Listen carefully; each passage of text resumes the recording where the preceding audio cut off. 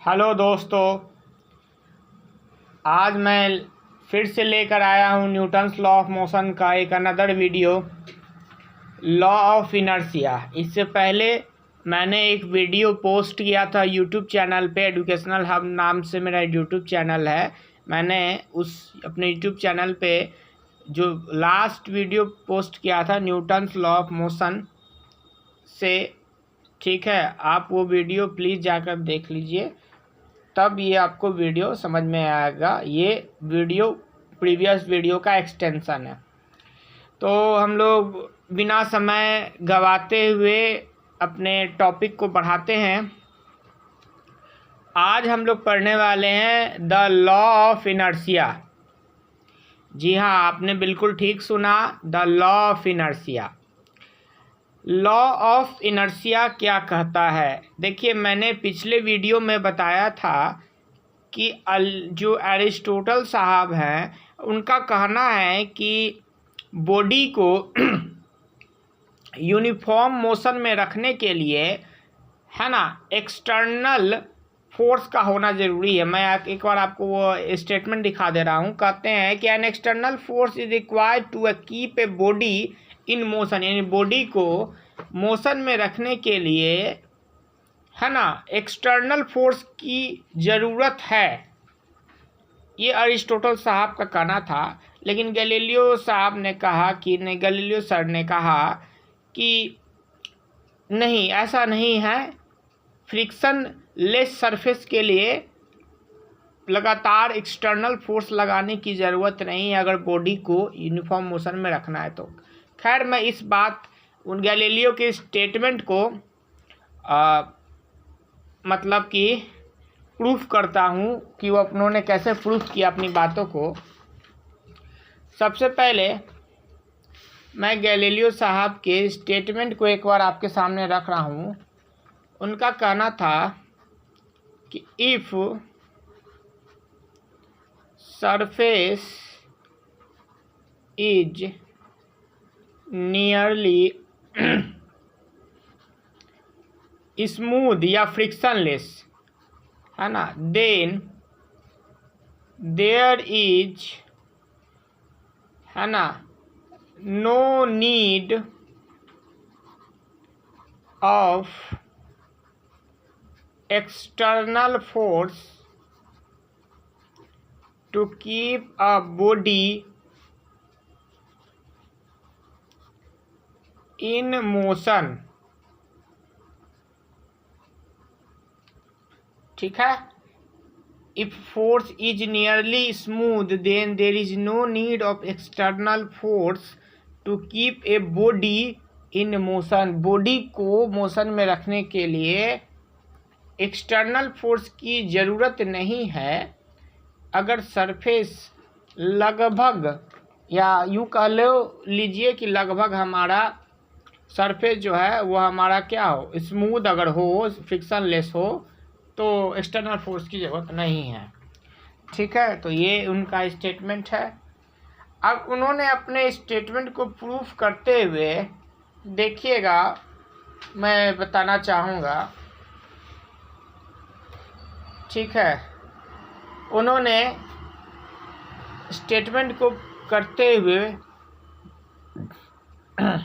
अपने बात को कैसे उन्होंने सिद्ध किया, जरा देखिए,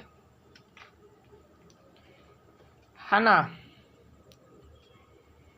उन्होंने कहा है कि Galileo studied motion of object on an inclined plane, object moving down an inclined plane accelerate while those moving up retard motion in a horizontal plane is an intermediate situation. Galileo concluded that an object moving on a frictionless horizontal plane must neither have acceleration nor retardation, should have it with constant velocity. देखिए गौर से, उन्होंने 3 picture दिखाया, figure 1, figure 2, figure 3। अब इसमें आप देख सकते हैं कि ये हमारा, इस केस में जो बॉल है वो एक्सेलरेटेड होगा, इस केस में जो बॉल है वो डिसलरेटेड होगा, और इस केस में जो बॉल है वो यूनिफॉर्म मोशन में जाएगा। इसके पीछे कारण ये है कि यहाँ पर चूंकि देखिए ये टॉप टू बॉटम जा रहा है, स्लोप से टॉप टू बॉटम जा रहा है, तो ऑब्वियस सी बात है एक्सेलरेट होगा, वेलोसिटी बढ़ेगा तो एक्सेलरेट होगा। इसमें बॉटम टू टॉप जा रहा है तो जाने में मुश्किल होगा, चूंकि नीचे से ऊपर जा रहा है, इंक्लाइंड प्लेन है, स्लोप है, तो इसमें तो मुश्किल होगा ही, डिसलरेटेड है। लेकिन इसमें क्या है कि ना तो एक्सेलरेटेड है ना डिसलरेटेड है, इसमें कांस्टेंट वेलोसिटी से बॉल जो है आगे की ओर बढ़ता जा रहा है। ठीक है, तो ये पिक्चर का मतलब मैंने समझा दिया। मैं कंक्लूड करूंगा लास्ट में कि उनका कहना क्या है। फिलहाल मैं इन तीनों पिक्चर का फिगर का मैंने मतलब बताया कि पहले फिगर में बॉल जो है एक्सेलरेटेड है, चूँकि टॉप टू बॉटम जा रहा है इंक्लाइन प्लेन पे। ठीक है, देखिए देखते हैं ना, सड़क से नीचे चल जाएगा, तो ऐसा एक्सपीरियंस किए होंगे बचपन में। यहाँ नीचे से ऊपर चल जा रहा है, चूँकि देखिए नीचे से ऊपर जा रहा है तो ऊपर चढ़ना तो मुश्किल होता है। और देखिए यहाँ पर यूनिफॉर्म मोशन से जाएगा, कांस्टेंट वेलोसिटी से जाएगा, तो ये वेलोसिटी से जाएगा ना, तो ये आप तीनों फिगर का मतलब तो समझ गए होंगे। अब आगे देखिए, तो यहाँ पर है तो इसमें अगर आप कुछ कंक्लूड करना चाहते हैं तो कंक्लूड आप यही कह सकते हैं कि चलिए मैं थोड़ा और आगे पढ़ जाता हूँ ताकि आपको पूरा अच्छे समझा दूँ। कहता another experiment by Galileo leading to same conclusion involves a body as a double inclined plane, है ना। A ball released from rest at one plane roll down and climb up another plane are smooth. The final height of the ball nearly same the initial height, little less. Ideal situation where friction is absent, final height is the initial height. ठीक है, if the slope of second plane is decreased and the experiment repeated, the ball will still reach the same height, but in doing so it will travel longer distance. The limiting case, slope of the second plane, that means horizontal travel, ball travel infinite distance. In other words, motion never ceases. This is of course idealized situation. देखिए क्या कहना चाह रहे हैं, देखिए कहना ये चाहते हैं कि यहाँ पर ये एक्सपेरिमेंट इन्होंने किया है, और इन्होंने क्या किया है, इन्होंने यह देखिए इसमें यह कह रहे हैं कि जैसे कि कर्व, जैसे ये पहला पिक्चर में देखिएगा कि कर्व ज़्यादा है, देख पा रहे हैं ना, ज़्यादा कर्व है। दूसरे पिक्चर में, दूसरे फिगर में थोड़ा कर्व को, स्लोप को थोड़ा कम कर दिया गया, और लास्ट वाले में तो पूरा सीधा कर दिया गया। देख रहे हैं, पूरा जो अनदर जो कर्व था उसको पूरा सीधा कर दिया गया। ऐसा करने से क्या हुआ, ऐसा करने से ये हुआ कि फ्रिक्शनल फोर्स का प्रभाव घटता चला गया। ठीक है, फ्रिक्शनल फोर्स का प्रभाव घटता चला गया। हालांकि देखिए इसमें समझाने का मतलब ये हुआ, वीडियो को मैं इस वीडियो में समझा रहा हूँ कि यहाँ पर जो सरफेस लिया गया है वो फ्रिक्शन लेस सरफेस है। ठीक है, तो यहाँ पर यह कह रहा है कि एक फ्रिक्शन लेस सरफेस है, ऑलमोस्ट फ्रिक्शन लेस है, स्मूथ सरफेस। ये देख रहे हैं ना, ये सरफेस हमारा ऑलमोस्ट फ्रिक्शन लेस है, ये जो सरफेस है ऑलमोस्ट स्मूथ सरफेस है। तो स्मूथ सरफेस में क्या होगा, देख रहे हैं कि बॉल पहला फिगर में जो है सेम हाइट तक गया, दूसरा में भी और ऊपर तक गया, मतलब यहाँ दिखाया जा रहा है। ठीक है, तो ये हमारा तीसरा जो है यूनिफॉर्म मोशन में चला गया। तो इसमें आप यह देख सकते हैं कि कहने का मतलब क्या कह रहा है, एक बार फिर से पढ़िए। कह रहा है Galileo leading to the same ball double incline plane, a ball released from rest on one of the plane rolls down, climb up the other. If the plane are smooth, the final height of the ball is nearly same. तो देखिए इसमें यह कहने का मतलब ये हुआ कि यहाँ पर जो है चूँकि सरफेस ऑलमोस्ट स्मूथ, मतलब स्मूथ सरफेस है, फ्रिक्शनलेस सरफेस है, तो ये तीनों ही केस में क्या है कि जो बॉल जो था यूनिफॉर्म मोशन में है तो यूनिफॉर्म मोशन में बना रहेगा, यानी कि सरफेस तीनों ही सरफेस में जो बॉल है वो यूनिफॉर्म मोशन में है और यूनिफॉर्म मोशन में बना रहेगा, क्योंकि इसलिए बना रहेगा कि फ्रिक्शन फोर्स एब्सेंट है, तो फ्रिक्शनल फोर्स एब्सेंट है तो इस वजह से हमारा जो एक्सटर्नल फोर्स है वो भी एब्सेंट हो जाएगा। तो इस कंडीशन में नो एक्सटर्नल फोर्स है तो जो बॉल का जो मतलब आप कह सकते हैं जो स्टेट है वो मेंटेन रहेगा। ठीक है, क्योंकि देखिए बात को समझने की कोशिश कीजिए कि जो एक्सटर्नल फोर्स है वो एक्सटर्नल फोर्स क्यों आता है। एक्सटर्नल फोर्स आता है फ्रिक्शनल फोर्स के इन्फ्लुएंस को ओवरकम करने के लिए। अगर मान लीजिए कि अगर आप पर कोई हमला करता है तभी ना आप अपने सिक्योरिटी गार्ड को बुलाइएगा। अगर आप पर कोई हमला नहीं करेगा तो आप सिक्योरिटी गार्ड को क्यों बुलाइएगा। तो यहाँ पर वही चीज़ को समझने की कोशिश कीजिए कि फ्रिक्शनल फोर्स एब्सेंट रहेगा तो फिर एक्सटर्नल फोर्स भी नहीं होगा। ठीक है, जैसे मैं आपको यह कह रहा हूँ, मैं इसमें यह लिख रहा हूँ कि अगर मान लीजिए कि ठीक है मैं कहता हूँ कि नो फ्रिक्शनल फोर्स, अगर फ्रिक्शनल फोर्स नहीं होगा, देख रही है ना, नो फ्रिक्शनल फोर्स तो नो एक्सटर्नल फोर्स, क्योंकि एक्सटर्नल फोर्स जो आएगा वो किस लिए आता है। एक्सटर्नल फोर्स जो आएगा वो फ्रिक्शनल फोर्स के प्रभाव को कम करने के लिए आता है। एक्सटर्नल फोर्स जो आता है वो फ्रिक्शनल फोर्स के प्रभाव को कम करने आता है। तो यहाँ चूंकि इस फिगर में फ्रिक्शन नहीं है, देखिए यहाँ पर लिखा हुआ भी है, आप देख सकते हैं। देखिए क्या कह रहा है कि व्हेन फ्रिक्शन इज एब्सेंट, देखिए गौर से क्या लिखा हुआ है, द फ्रिक्शन इज एब्सेंट। अपने बुक में देखिए फ्रिक्शन इज एब्सेंट। तो फ्रिक्शन चूंकि एब्सेंट है इस सरफेस पे, तो यहाँ पर क्या है कि फ्रिक्शन एब्सेंट होने की वजह से जो है फ्रिक्शन एब्सेंट है, इस वजह से क्या हो रहा है कि बॉल जो है यूनिफॉर्म मोशन में था और यूनिफॉर्म मोशन में ही बना रहेगा।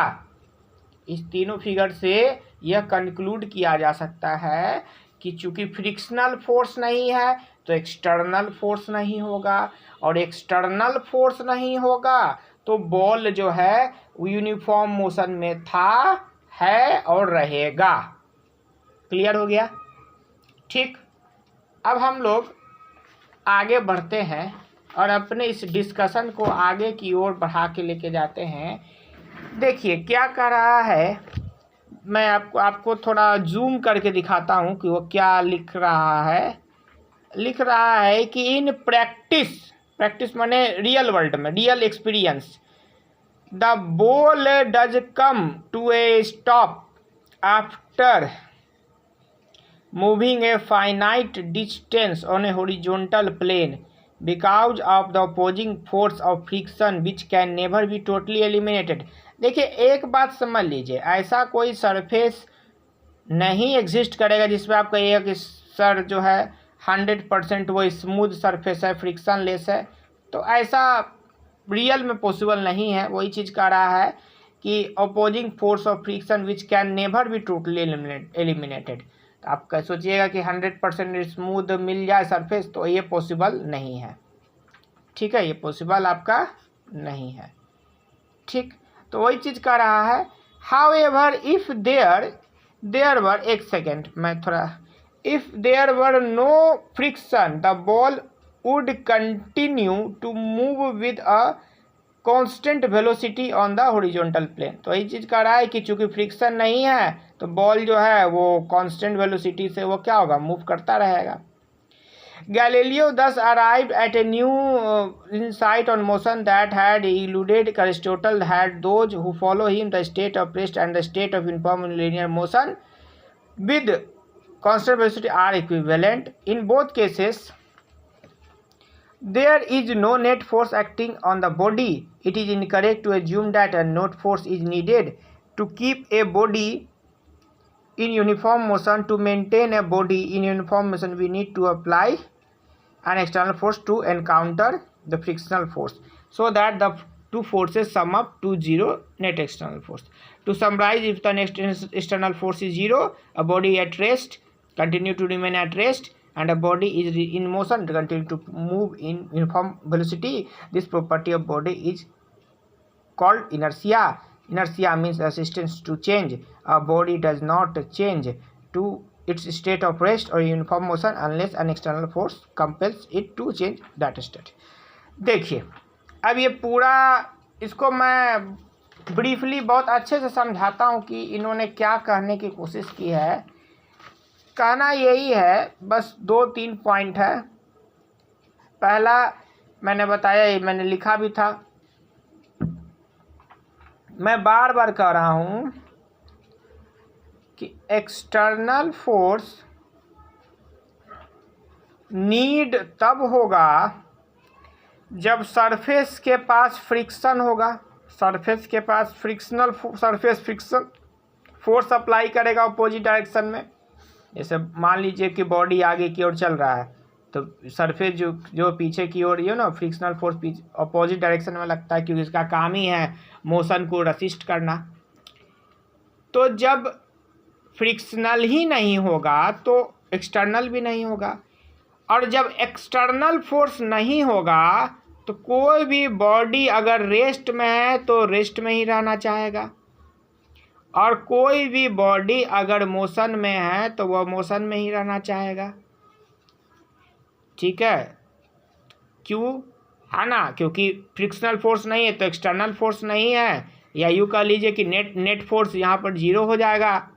नो एक्सटर्नल फोर्स यानी जीरो यहाँ पर ले लेंगे फोर्स का वैल्यू।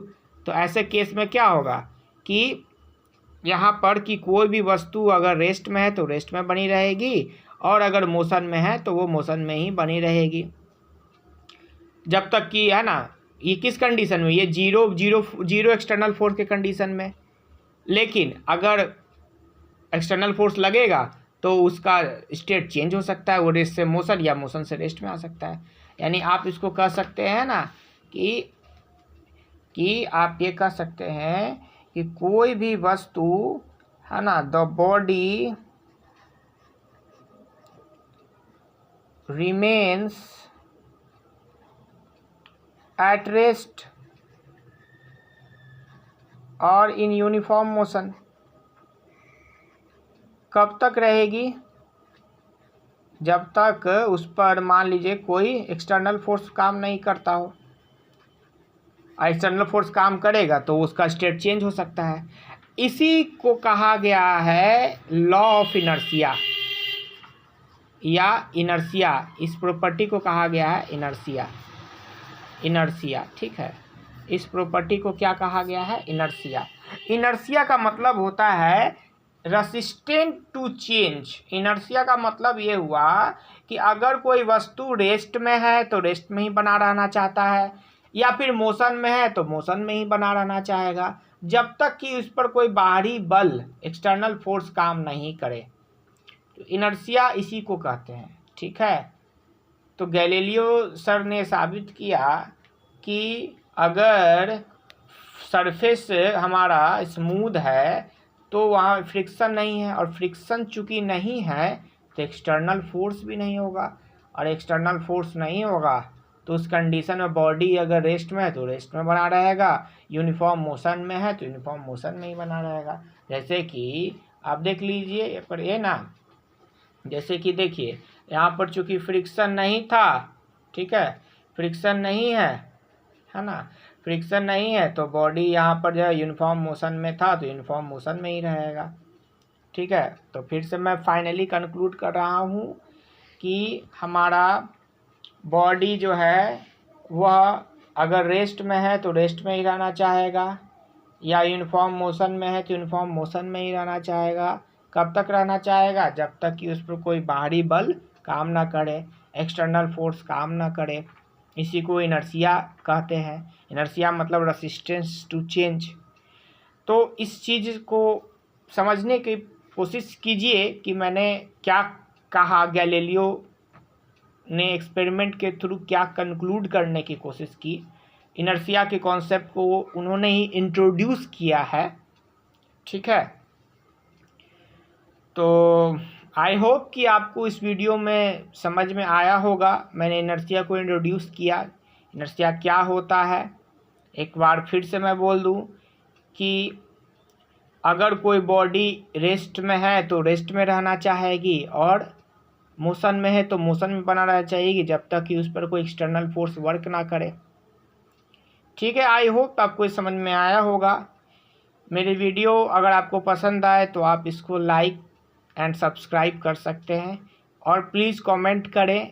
अगर इसमें कुछ त्रुटि है तो आप हमें बताएं, ताकि हम अगले वीडियो में उस त्रुटि को दूर करने की कोशिश कर सकें।